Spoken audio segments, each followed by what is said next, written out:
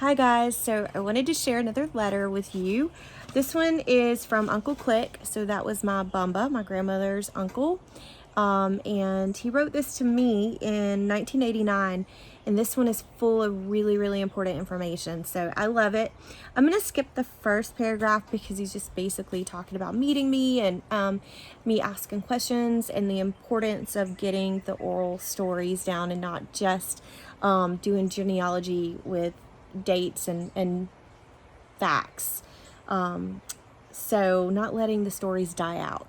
So we'll start with the second paragraph, and he says, you were asking me about my brother Bland. So Bland was Bumba's father, so that would be my great-grandfather, what he was like, etc. Since I was only 12 years younger than your great-grandfather Bland, I knew him quite well, and we were closer than you might think. I could spend hours telling you about him and his life. I also knew a good bit about your great-grandmother Viola and her family. So Viola was Bland's wife, and my family called her Ma.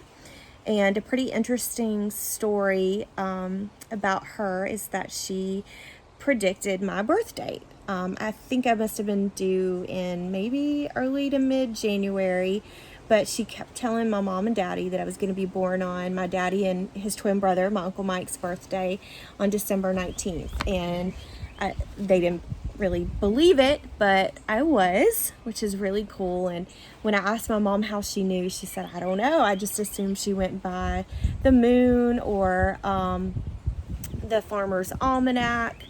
But sadly, right after I was born, within the month, Ma died suddenly. And so I never really got to meet her.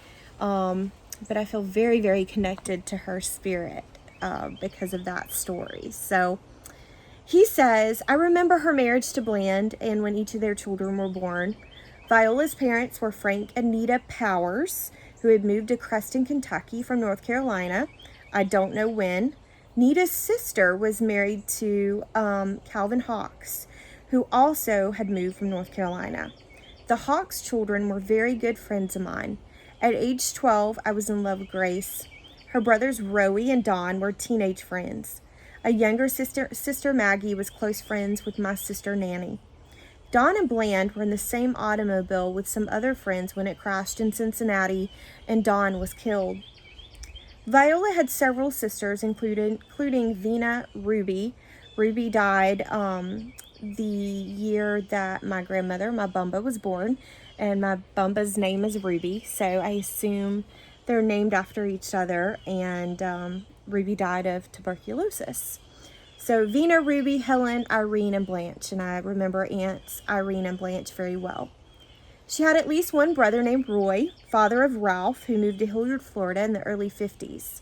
Most of Viola's family died of tuberculosis, including Ruby, which was quite common in the first half of the century. One of Viola's sisters, Helen, was married to my brother Ross, but lived only a year or so after their marriage. One of the greatest tragedies in the life of Bland and Viola was the contraction of spinal tuberculosis by their firstborn, Vernie, when he was about a year old. Medical treatment was quite primitive by today's standards, especially in Casey County, Kentucky. Many trips were made to Louisville, and Vernie spent considerable time in the hospital there.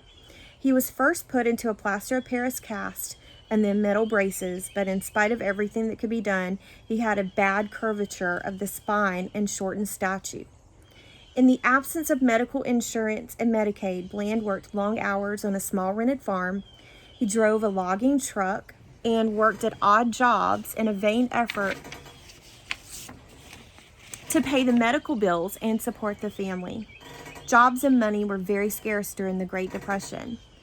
Bland finally found work as a mechanic in Cincinnati and was operating his own repair garage in Elmwood at the time of his death in 1947. So my grandmother always made chili and spaghetti growing up, which I didn't know anyone else who ate it other than us, but they worked and lived in Cincinnati during the Depression and during World War II, and Cincinnati chili is chili and spaghetti. So that's where that comes from.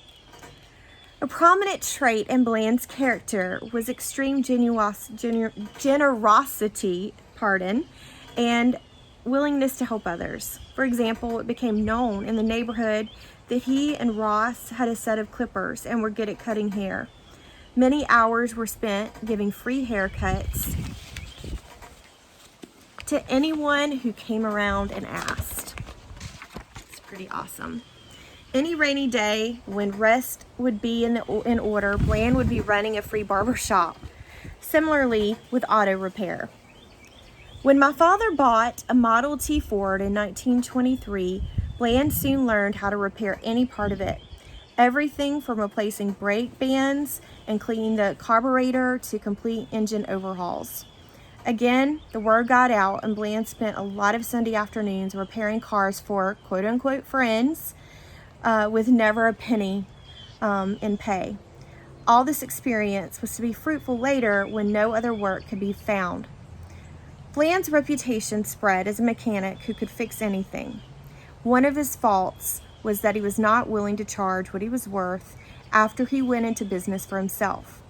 Also, he wasn't firm, would not make forceful collection of bad debts. Many customers took advantage of his soft-heartedness and repeatedly ran up bills they never paid. Oh boy, this little trait kind of has gotten passed down, I'm afraid. When I was in college in Berea, I would sometimes hitchhike to Cincinnati, spend weekends with Bland. He never permitted me to spend a nickel. Of course, he knew I was always broke. Sometimes he would take me around to various parts of the city so I could see what the world was like outside of Casey County. There was this one place that served beer in quart-sized mugs. Despite Bland's troubles, financial and other, he never lost his cheerful disposition. He put on a happy front and tried to bring joy to all around him. He never saw a stranger, and I never heard of an enemy. He was truly a friend of man, and all who knew him were his friends. Your great-grandfather Bland was not perfect by any means, and some of his problems could be laid to his affinity for alcohol, but he was a man you would have loved. I'm sorry he did not live to know you. I'm glad he was my brother. Love always, your great uncle, Clisby. I love that. Have a good day. Thank you. This has been a Letters Live, Read a Letter video. Thanks.